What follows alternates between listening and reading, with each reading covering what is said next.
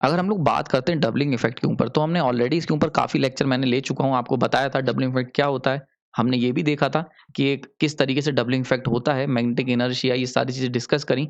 हमने सीखा था कि हमारे पास डिजायर्ड फ्लक्स होगी और एक होगी एक्चुअल फ्लक्स वेवफॉर्म, और इन दोनों के बीच का जो डिफरेंस होता है वो ड्यू टू मैग्नेटिक इनर्शिया के कारण होता है। हमने ये भी सीखा था कि अगर आप स्विच को ऑन करते हैं एट टी इक्वल टू 0 पे, जिस समय वोल्टेज 0 पे है, तो हमें डबलिंग इफेक्ट देखने को मिलेगा। और कितना मिलेगा?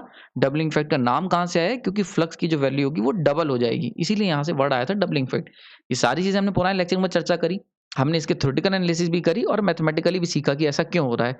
ठीक है, रीजंस भी ढूंढे और कई सारी चीज़ें ऊपर हमने चर्चा कर चुके हैं ऑलरेडी पुराने लेक्चर में। नाउ अगर ये आपको बात ध्यान हो, ये पूरा का पूरा जो दिक्कतें हैं वो क्यों आ रही हैं? क्योंकि हम स्विच को क्लोज कर रहे हैं टी इक्वल टू 0 पे, जिस समय वोल्टेज की वैल्यू 0 है, ठीक है? यानी कि अब अगर हम अब इस लेक्चर के अंदर हमें बेसिकली मैं कोशिश करूँगा कि कैसे सॉल्व करना है, ये कैसे मैटर हम सुलझा सकते हैं। तो दिक्कत के ऊपर दोबारा से ध्यान देते हैं कि दिक्कत ये है कि स्विच को क्लोज कर रहे हैं टी इक्वल टू 0 पे, जिस समय वोल्टेज 0 है। नाउ मन में क्वेश्चन आता है कि क्या हो अगर हम लोग क्या करें, स्विच की टाइमिंग को चेंज कर दें? यानी कि हम लोग क्या करें, स्विच को टी इक्वल टू 0 पे खोलने की जगह t equal to something angle पे खोलते हैं। अगर ऐसा हम करते हैं तो हमारे सिस्टम पे क्या असर पड़ेगा और क्या हम लोग अपनी डबलिंग इफेक्ट की प्रॉब्लम को सॉल्व कर सकते हैं, इसके ऊपर हम लोग चर्चा करेंगे। मेरा नाम प्रांजल है और इस पूरे लेक्चर के अंदर हम लोग बात करने वाले हैं कि कैसे मैं न्यूट्रलाइज कर सकता हूँ डबलिंग इफेक्ट को। ठीक है, कि किस समय ऐसा कौन सा टाइम या मुहूर्त चुनूं जिस समय मेरा डबलिंग इफेक्ट पिक्चर में ना आए। ठीक है, तो उसको देखते हैं ना। अगर बात करते हैं टाइमिंग की, स्विच की मतलब स्विच की टाइमिंग को चेंज करने की, तो सिंपली अगर बात करता हूँ, मैंने वोल्टेज वेवफॉर्म जो नॉर्मली थी, अगर पुराने समय की बात करूँ यानी कि पुराने लेक्चर्स में, तो मैंने आपको बताया था हम लोग स्विच को क्लोज कर रहे थे टी इक्वल टू 0 पे, और टी इक्वल टू 0 पे क्लोज करने के कारण डबलिंग इफेक्ट पिक्चर में आ रहा था। लेकिन अगर मैं स्विच की टाइमिंग को t equal to pi by 2 चुन लेता हूँ, ठीक है, एक केस लेते हैं कि अगर मैं स्विच को टी इक्वल टू 0 पे ना चुन के t equal to pi by 2 पे चुनता हूँ, तो अगर पाई बाई 2 पे चुनेंगे तो कुछ इस तरीके से मेरा, यानी कि मैं अपना जब स्विच पाई बाई 2 पे ऑन करूंगा तो पुरानी वाली वेवफॉर्म गायब हो जाएगी मेरे लिए। अब ये करंट सिनारियो की जो वेवफॉर्म है t equal to pi by 2 की, वो ये होगी साइनसॉइडल वेवफॉर्म। और ये जो वेवफॉर्म होती है कौन सी होती है? कॉस ओमेगा टी को रिप्रेजेंट करती है। आपको पता होगा कॉस की वेवफॉर्म होती है। तो यानी कि अगर मैं साइनसॉइडल वेवफॉर्म को पाई बाई 2 से देखना शुरू करूंगा तो वो कोसाइन वेवफॉर्म दिखेगी। तो ये कोसाइन वेवफॉर्म हो गई। ठीक है, नाउ अगर हम बात करते हैं इसकी मैथमेटिकल एनालिसिस की, तो हमारे पास इक्वेशन निकल के आ गई v equal to V M cos omega t, अगर मैंने स्विच को t equal to pi by 2 से क्लोज किया है। ठीक है, तो v equal to V M cos omega t. Now ये होता है n d five d t. पुराने लेक्चर में मैथमेटिकल एनालिसिस में मैंने इसके ऊपर डेरिवेशन कर चुका हूँ ऑलरेडी। यानी कि यहाँ से अगर मैं फाई टी की इक्वेशन निकालता हूँ, डायरेक्ट लिख देता हूँ मैं, तो वो इंटीग्रेशन कर करा के जो इक्वेशन आएगी वो आएगी v m by n omega sine omega T plus c. Now यहाँ पे कांस्टेंट की वैल्यू अगर निकालने चलूँ तो एट टी इक्वल टू 0 पे फाई 0 रख दिया, साइन 0 रख दिया। अब देखो दोनों ही 0 होते हैं क्योंकि मैग्नेटिक इनर्शिया के कारण हम एक स्टार्ट जो कर रहे हैं वो भी 0 होगा। फ्लक्स कोर के अंदर कोई फ्लक्स नहीं होगा जब हम स्विच ऑन करेंगे एट टी इक्वल टू 0 पे। और दूसरी बात, साइन जो होगा वो भी 0 होगा क्योंकि भाई साइन भी हम 0 ले रहे हैं। ठीक है, आई होप समझ में आ गई होगी। तो ये दोनों चीजें 0 हो जाएंगी, तो यहाँ से सी की वैल्यू मैं 0 ले सकता हूँ। नाउ एक कंफ्यूजन आपके मन में होगा कि हम तो t equal to pi by 2 ले रहे हैं, तो यहाँ पे ये 0 क्यों लिख रहे हैं? तो देखो t equal to pi by 2 के कारण जो साइनसॉइडल वेवफॉर्म थी वो कोसाइन में कन्वर्ट हो गई। इसीलिए मैंने देखो यहाँ पे ऊपर इक्वेशन आप देख सकते हो V M cos omega T ली है। ठीक है, तो यानी कि जो पाई बाई 2 का जो इफेक्ट है वो मैंने कंसिडर कर लिया है, साइन की जगह कोसाइन वेव बन गई है। इसीलिए यहाँ पे t equal to pi by 2 को हम लोग इनिशियल जो हमारा इफेक्ट था वो हम ले चुके हैं। तो टी इक्वल टू 0 का मतलब पाई बाई 2 होगा, यानी कि कोसाइन की बात करने लगे हम। आई होप समझ में आ गया होगा। यानी कि t equal to pi by 2 का मतलब ये हुआ कि हमने जो उसका पाई बाई 2 का जो इफेक्ट है वो कंसिडर कर लिया है कोसाइन लिख के। क्लियर हो गया यहाँ पे? अब देखो ये क्वेश्चन आ गई तो सी की वैल्यू 0 आ गई। ठीक है, सी की वैल्यू अगर 0 आ गई तो phi 2 equal to we M sine omega T plus C होता था, प्लस सी 0 हो गया। नाउ अब ये जो v m upon n omega इसको फाई एम लिख सकते हैं। तो मेरे पास जो फाइनल इक्वेशन निकल के आई फाई टी की, यानी कि कोर के अंदर जो फ्लक्स होगा वो phi m sine omega t को फॉलो करेगा अगर तुमने जो स्विच ऑन करा है वो पाई बाई 2 यानी कि 90 डिग्री के बाद करा है, यानी कि कोसाइन वेव फॉर्म पे किया है। ठीक, तो at T equal to 0 phi equal to 0, T equal to pi by 2 phi equal to phi M, and T equal to pi पे आपको फाई इक्वल टू 0। देखो आई होप समझ में आ गया होगा। जस्ट आपको क्या करना है, सारी वैल्यूज ओमेगा टी में पुट करती जानी है और कुछ नहीं करना। ठीक, यानी कि अगर मैं इस पूरी वेवफॉर्म को, ये मेरी वोल्टेज की वेवफॉर्म है जो कि मैंने जिसको 90 डिग्री के बाद ट्रेस करना शुरू करा था, इसीलिए देखो ये कोसाइन की वेव फॉर्म है।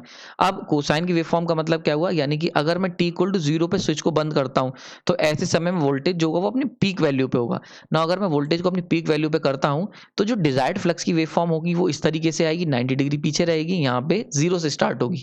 ठीक, अब देखो बड़ा इंटरेस्टिंग फैक्ट, डिजायर्ड फ्लक्स भी 0 से स्टार्ट हो रहा है और जो तुम्हारी ये जो इक्वेशन आई है यानी कि 90 डिग्री के बाद अगर तुम स्विच को ऑन करते हो तो वो भी तुम्हारी 0 से स्टार्ट होगी। तो देखो वो एग्जैक्टली सेम कर्व को ट्रेस करेगी। यहाँ पे मैथमेटिकली देख सकते हो t equal to 0, t equal to π/2, t equal to pi. आयु समझ में आ गया होगा। तो this is your actual wave form. अब देखो तुम यहाँ पे देख सकते हो there is no doubling effect, किसी भी तरीके का डबलिंग इफेक्ट तुम्हें पिक्चर में देखने को नहीं मिलेगा। ठीक है, तो कॉन्सेप्ट समझ में आया होगा। देखो हो क्या रहा है बेसिकली, अगर पूरी चीजों की चर्चा की जाए तो हम लोग क्या कर रहे थे, जब वोल्टेज को 0 से स्टार्ट क्लिक कर दे रहे थे, 0 वोल्टेज जब हम स्विच को ऑन कर रहे थे, तो ऐसे केस में क्या हो रहा था कि वो मैग्नेटिक इनर्शिया के कारण हमारी जो फ्लक्स था वो -φm होना चाहिए था, लेकिन 0 से स्टार्ट हो रहा था। तो जो -φm का जो इफेक्ट था वो जब वो पीक वैल्यू पहुंच रही थी वहां पे रिफ्लेक्ट हो जा रहा था।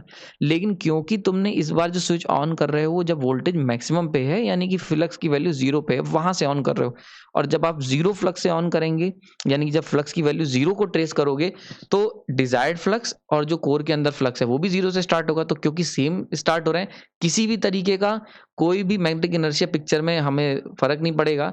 मैग्नेटिक इनर्शिया के हम साथ चल रहे हैं, हमें कोई भी -φm से स्टार्ट नहीं कर रहे हैं, तो इसीलिए कोई भी तरीके का डबलिंग इफेक्ट आपको पिक्चर में देखने को नहीं मिलेगा। ठीक है, तो क्यों? क्योंकि डिजायर्ड फ्लक्स की वेव फॉर्म और एक्चुअल फ्लक्स की वेव फॉर्म दोनों की दोनों 0 से स्टार्ट हो रही हैं। कंक्लूजन क्या निकाल सकते हैं कि अगर आपने t इक्वल टू 0 पे स्विच क्लोज किया तो यहाँ पे हमारी जो इक्वेशन निकल के आएगी, फ्लक्स जो फॉलो करेगा कोर का वो φm 1 minus cos omega t, और यहाँ से t इक्वल टू पाई पे मुझे डबलिंग इफेक्ट देखने को मिल जाएगा। क्लियर हो गया, ये चीज हमने चर्चा की थी। नाउ अगर मैंने स्विच की टाइमिंग को π/2 कर दिया तो ऐसे में जो फ्लक्स होगा वो साइनसोइडल वेव फॉर्म को फॉलो करेगा, sin ओमेगा t, और ऐसे केस में एट π/2 पे मुझे जो मैक्सिमम वैल्यू मिलेगी π/2 पे मिलेगी, और वो कितनी होगी, वो जस्ट φm होगी, नॉर्मल जितनी होती है। और ऐसे में नो डबलिंग इफेक्ट, किसी भी तरीके का डबलिंग इफेक्ट देखने को नहीं मिलेगा। ठीक है, आई होप चीज क्लियर हो गई होगी। तो यहाँ तक कोई डाउट नहीं होना चाहिए। ठीक, तो यानी कि जब भी आप स्विच को क्लोज करेंगे आपका एम क्या होना चाहिए, अगर तुम चाहते हो कि तुम्हारे ट्रांसफार्मर में किसी भी तरीके का डबलिंग इफेक्ट ना हो तो ऐसे केस में आप सिंपल सा क्या करें, ट्रांसफार्मर को जब आप स्विच ऑन करें तो हमेशा उसको वोल्टेज की पीक वैल्यू पे स्विच ऑन करें। क्लियर? ठीक, तो अब इसके पीछे रीजन ये जो मैंने अभी बताया था उसको एक बार और समझा देता हूँ, यहाँ पे पिक्चर से आपको दिखा देता हूँ। रीजन देखो कि भाई हमने क्या करा था, जब पहले स्विच ऑन कर रहे थे आइडियल फ्लक्स वेव फॉर्म थी और मैं स्विच ऑन कर रहा था t इक्वल टू 0 पे, तो ये क्या हो रहा था, इस तरीके का डबलिंग इफेक्ट तुम्हें देखने को मिल रहा था। क्यों? क्योंकि वहां पे मैग्नेटिक इनर्शिया था, जो माइनस ये जो आप देख रहे हो ना माइनस पोर्शन, ये रिफ्लेक्ट हो रहा था। देखो मैं मार्क कर देता हूँ, ये जो पर्टिकुलर आप पोर्शन देख रहे हो यहाँ पे, ये वाला फ्लक्स था -φm, ये आपका रिफ्लेक्ट हो जा रहा था यहाँ पे आके। ठीक है, ये चीज प्रॉब्लम थी। लेकिन अगर मैं क्या करता हूँ, मैं इसको एक मिनट रब कर देता हूँ आपके लिए जिससे कि आप सीख पाओ इसको। ओके, ठीक है, दिस वन। ठीक है, लेकिन अब क्या हो रहा है, अब हमने क्या करा, अब जब हमने क्या करा, ये हटा दिया स्विच को, यहाँ से क्लोज करने की जगह स्विच को यहाँ पे ऑन करा, यानी कि एट π/2। जब तुमने यहाँ पे ऑन करा तो देखो आइडियल फ्लक्स भी 0 पे है, तो यानी कि ऐसे केस में जो जब तुम ट्रांसफार्मर ऑन करोगे तो ट्रांसफार्मर का फ्लक्स भी 0 से स्टार्ट होगा और उसे होना भी चाहिए 0 से स्टार्ट। तो किसी भी तरीके का कोई अपोजिशन नहीं है, कोई भी डिफरेंसेस नहीं है। तो ऐसे केस में क्या होगा, डिजायर्ड फ्लक्स भी तुम्हारा 0 से स्टार्ट हो रहा है और प्रैक्टिकल कर्व भी 0 से ट्रेस, इसलिए वो क्या करेगा, आइडियल कर्व को ट्रेस करेगा और कुछ इस तरीके की आपको इफेक्ट देखने को मिलेगा। ठीक है, तो यहाँ पे जब आपको वेवफॉर्म देखने को मिलेगी एट t इक्वल टू π/2 पे जब क्लिक करोगे तो कोई डबलिंग इफेक्ट पिक्चर में नहीं आएगा। आई होप समझ में आ गई होगी। ठीक, तो यहाँ तक कोई डाउट नहीं होना चाहिए। यानी कि यहाँ से आपने क्या एक सीख लेके जानी है, टिप क्या लेके जानी है आपको, टिप ये लेके जानी है कि जब भी स्विच ऑन करोगे तो सप्लाई को जब भी करोगे तो हमेशा वोल्टेज की वैल्यू मैक्सिमम पे आपको स्विच को क्लोज करना है। ये बहुत इंपॉर्टेंट पॉइंट है, ये हमेशा पूछा जाता है। ये अगर तुमसे कभी भी वाइवा में पूछा जा सकता है, हो सकता है एग्जाम में आ जाए कि स्विचिंग ट्रांजिएंट्स को ट्रांसफार्मर में रोकने के लिए, इनरश करंट को रोकने के लिए, ट्रांसफार्मर का अच्छे से ऑपरेशन कराने के लिए, मैग्नेटाइजिंग करंट को लिमिट करने के लिए, या फिर डबलिंग इफेक्ट को रोकने के लिए आपको क्या करना है, आपको स्विच हमेशा क्लोज करना होगा when V equal to V maximum पे जब होगा। आई होप समझ में आ गई होगी। तो यहाँ पे इस लेक्चर को कंक्लूड करता हूँ। यहाँ पे मैंने आपको सारे आंसर्स दे दिए हैं।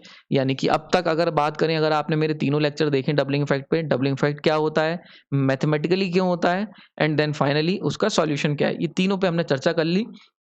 इसके बाद एक लेक्चर मैं आपके लिए स्पेशल लेक्चर बनाऊँगा। इसके बाद जो नेक्स्ट लेक्चर होने वाला है, वो एक थोड़ा-सा एनालिटिकल मतलब कह सकते हैं एनालिसिस है, डीप एनालिसिस करा है। वहाँ पे मैं आपको अब जो अगला लेक्चर होगा, उसके ऊपर एक एक्स्ट्रा लेक्चर है वो, उसमें बताऊँगा कि कैसे रेसिडुअल मैग्नेटिज़्म का क्या असर होगा। यानी कि ट्रांसफार्मर में अगर रेसिडुअल मैग्नेटिज़्म बचा रह गया है, यानी कि कैसे भी करके ट्रांसफार्मर के अंदर अगर रेसिडुअल मैग्नेटिज़्म है, तो उसका डबलिंग इफेक्ट या स्विचिंग ट्रांजिएंट पे क्या असर होता है, ये आपको सोचने मजबूर कर देगा। आप अपने होमवर्क करने के लिए इसको सोच सकते हैं और एक अपने एनालिसिस करके कर्व तैयार कर सकते हैं। जब मैं इस लेक्चर को अपलोड करूँगा तो वहाँ से आप मैच करना कि जो आपने सोचा था और जो मैं बता रहा हूँ, क्या वो सही है? ठीक है, अगर वो मैच करता है तो आप सही सोच रहे हैं और नहीं करता है तो कुछ सीखने को मिलेगा, ठीक है? तो ये आप ज़रूर करें, अपना थोड़ा-सा दिमाग चलाएँ और कोशिश करें कि निकालने की कि क्या आप निकाल सकते हैं इसको। क्वेश्चन ध्यान से समझ लेना, अगर ट्रांसफार्मर के अंदर रेसिडुअल मैग्नेटिज़्म हुआ, तो उसका डबलिंग इफेक्ट पे क्या असर होगा? बहुत इंटरेस्टिंग है, नेक्स्ट लेक्चर में मिलेंगे, तब तक के लिए धन्यवाद।